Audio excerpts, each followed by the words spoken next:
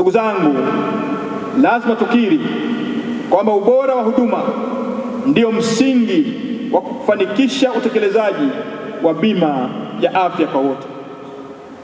Sote tunajua huduma kwa mwananchi si neema. Huduma kwa mwananchi ni haki. Hatufanyi hisani tunapomhudumia mwananchi, hatusemi tumemsaidia. Hivyo tuna wajibu kama viongozi kuwasimamia wataalamu wa afya waliopo katika maeneo yetu kutoa huduma bora za afya, ili wananchi wasipoteze imani walioiweka kwa serikali yao. Serikali imefanya uwekezaji mkubwa katika miundombinu, vifaa vya uchunguzi na kuleta wataalamu.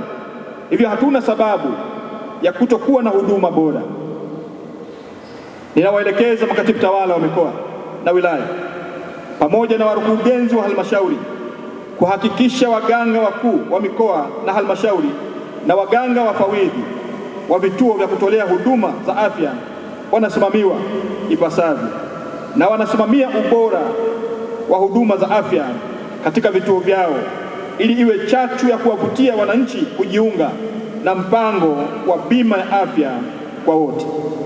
Eneo hili ni eneo muhimu sana, na mimi ninaamini wakuu wa mikoa mkiamua inawezekana kabisa, kwa sababu ninafahamu uwezo wenu.